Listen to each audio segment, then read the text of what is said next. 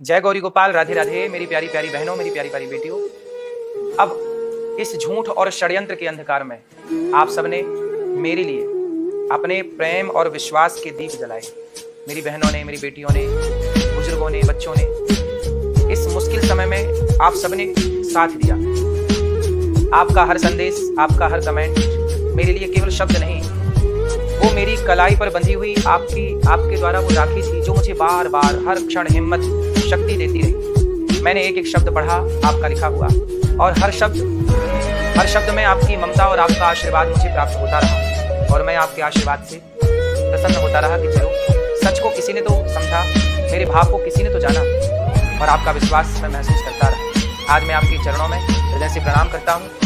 मेरी प्यारी बेटियों, मेरी प्यारी बहनों, मेरी प्यारी माँ, मेरी भैया, मेरे पिता तुल्य बुजुर्गों, मेरे दोस्तों, आप ही मेरी असली ताकत है, आप ही मेरी सबसे बड़ी दौलत है। आपके सटूट प्रेम और साथ के लिए मैं सदा आपका ऋणी रहूंगा। भरपूर प्रयास किया मीडिया के कुछ लोगों ने, और गौरी गोपाल की सेवा बंद कराने का प्रयास किया कि गौरी गोपाल आश्रम में जो सेवाएं चल रही हैं, अनिरुद्धाचार्य को किसी तरह से बदनाम किया जाए, सेवाओं को बंद करने का प्रयास कराया गया, और ना जाने क्या क्या हुआ। लेकिन आप सब मेरे साथ खड़े रहे, और इस लड़ाई में आप सबने साथ दिया। ये लड़ाई किसकी थी? ये लड़ाई केवल मेरी और आपकी नहीं, आने वाले भारत की। देखो, एक दिन मैं नहीं रहूंगा, एक दिन आप भी नहीं रहेंगे, लेकिन ये भारत तब भी रहेगा जब हम और आप नहीं रहेंगे। तो हम अपने भारत को कैसा देखना चाहते हैं? चरित्रवान लोग यदि इस भारत में रहेंगे तो ये देश सुरक्षित रहेगा। चरित्रहीनों के हाथ ये देश लग गया तो आप बताइए, रावण चरित्रहीन हो गया। चरित्रहीन जब रावण हुआ तो उसने अपने पूरे वंश का नाश करा दिया। एक गलती रावण की थी ना, रावण चरित्रहीन हो गया।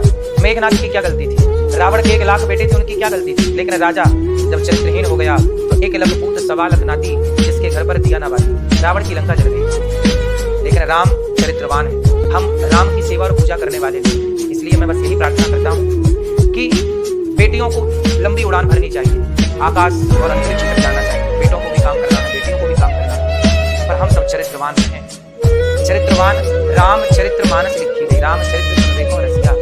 इसी चरित्र से आपका भविष्य उज्जवल होगा, इसी चरित्र से समाज अच्छी होगी। इसलिए आप सब समझ गए कि चरित्र की बात कही गई। लेकिन कुछ लोग देखिए जो स्वयं चरित्रहीन है, वो चरित्रवान लोगों पर उंगलियां खड़ी करते हैं कि हम कुछ भी करें। आप कौन होते हैं बोलने वाले? यदि आप अमेरिका में होते, आप लंदन में होते, आप ऑस्ट्रेलिया में होते, तो आपको कोई कुछ ना बोलता।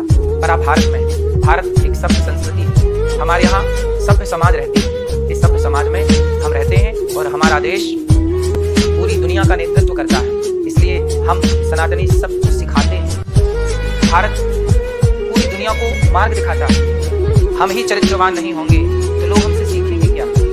राम चरित्रवान है, चरित्रवान थे, तब ना दुनिया आज तक राम से सीखी। राम चरित्र से भटक जाते तो क्या राम के मंदिर बनाए जाते? रावण भटक गया तो पुतले जलाए जा रहे हैं। इसलिए आप इस चरित्र की लड़ाई में आप सब साथ थे, और आपने समझा कि समाज को, बहन को, बेटी को, लड़का को, लड़की को चरित्रवान होना चाहिए, और आपने इस चरित्रवान होने का साथ दिया है। आपने राष्ट्र की सेवा की। यह लड़ाई उन लोगों से थी जो देश को दूषित करने में लगे थे, चरित्र बिगाड़ने में लगे थे, लेकिन आपने जवाब देकर के उनके मुंह पर ताला लगा दिया, और आपकी विजय हो गई।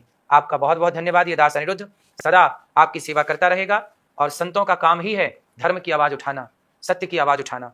और ये दास जब तक जीवित है तब तक अपने देश में कभी कुछ भी गलत होगा उसकी आवाज जरूर उठाई जाएगी। और ये दास इस राष्ट्र की सेवा में समर्पित था, समर्पित है, समर्पित रहेगा। आप सबकी सेवा में ये दास लगा हुआ है। आप सब आशीर्वाद रखिएगा, और सदा दास अनिरुद्ध आपके लिए ही आवाज उठाता है कि आप और हम कोई अलग अलग नहीं है। हम मिलकर के एक नए विचारों का, एक राष्ट्र का निर्माण करें जो चरित्रवान हो। जय श्रीमन नारायण।